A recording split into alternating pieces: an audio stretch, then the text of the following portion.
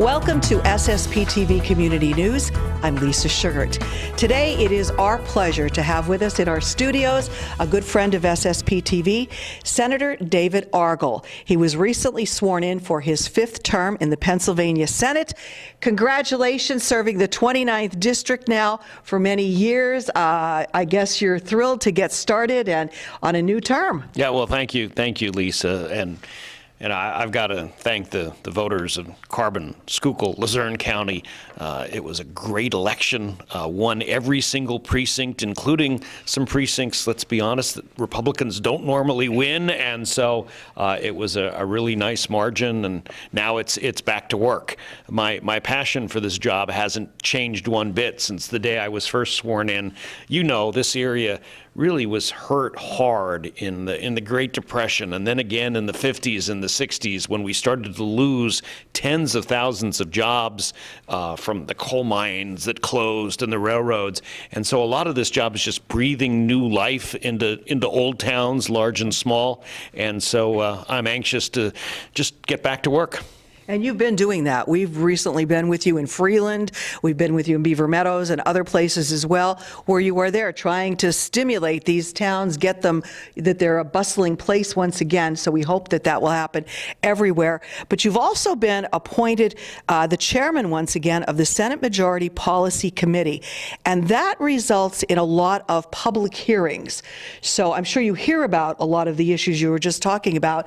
So tell us about this role, why it is so important, and that you're pleased that you've been chosen for it again to head it. Yeah, it's a leadership position. I'm the first senator from this district to serve at the Senate leadership table since the 1860s. I always joke that we were overdue, okay? And so it will mean in a few weeks I'll be up in Shamokin and Sunbury looking at some blight issues with Senator Culver. Representative Watrow wants to work with me on some similar issues in Hazleton.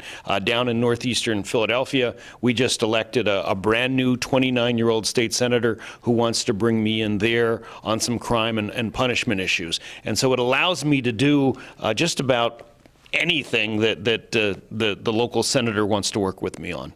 Wow, that's impressive. So there will be hearings. They're being scheduled as we speak. So people should watch for that because maybe they'll want to go out and give you their input. Absolutely. That's the whole important part of this job. That's why we have the office that I share here in Hazleton with Representative Watrow, or my office in Monroe City, or my office in Pottsville, or my office down in Carbon County.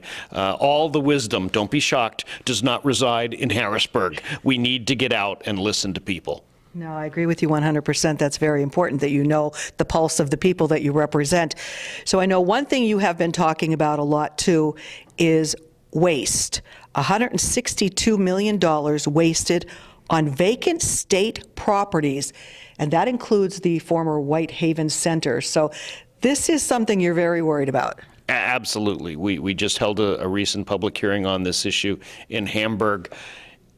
When the state, without asking anyone in the community, Governor Wolf didn't ask the legislature, he didn't ask the people of Whitehaven, he just closed it down, and we lost a lot of good services that year. We lost a lot of good jobs that year. But even worse, the state is now paying to heat the buildings, to mow the grass, to run the water, to run the sewer, not just at Whitehaven, Hamburg, the abandoned prison out in Pittsburgh, out in Polk. It's $162 million, and then we spend more to tear them down after maintaining them. And so I have an upcoming meeting with the chairman of our budget committee. I'm thinking we could save a lot of money. Let's put those buildings to good use. They're still in pretty good use. There's potential there in Whitehaven. They're not that old. Let's put them back to use. Let's not just heat them and then tear them down in 20 years. Yeah, that would be a shame. So hopefully that something can be resolved with that. So keep us up to date on that. Absolutely. And I know also we've been hearing a lot of, what are the in-demand jobs these days? And there's a need for workers in a lot of places. And I know you're also in support. There's been scholarships for in-demand jobs. So people watching this, they might have a child or themselves maybe are interested in this. How can this help our viewers, the people maybe that could get a scholarship for an in-demand job? What we did last year was we reallocated funding to the trades or teachers, nurses. We're in desperate need of nurses. Let's give those students some extra help. One of my best friends at Lycoming College was a philosophy major. He's done okay over the years. The world only needs so many political science or philosophy or English majors. What we desperately need are nurses and teachers and carpenters and electricians. And so we are going to have new programs available. It's now law. Anyone that wants to know more about that should come down and see me at my local office in Pottsville or Hazleton or Monterey City. There's so many things that you're working on. Is there anything else that's near and dear to your heart? I mean, we've really been successful at working with the private communities to create more jobs. Now we need more housing because, where are these employees going to live? And so the Hotel Altamont is going to be brand new, beautiful market rate apartments. It's taken too long. There were a lot of delays. It looks like they're finally ready to open in February. We're working on a similar program in Pottsville. We're taking an old school that sat empty, the old Weatherly High School, that's going to be affordable apartments. And so we're working on a lot of housing issues now. What are the issues, I guess, that you hear the most about? It used to be jobs, jobs, jobs.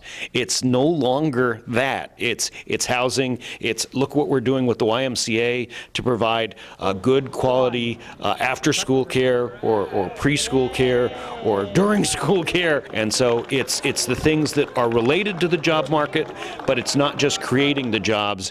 It's education, it's preschool, it's housing. And think about it. Like a lot of people, I grew up here. My family's lived here for a long time.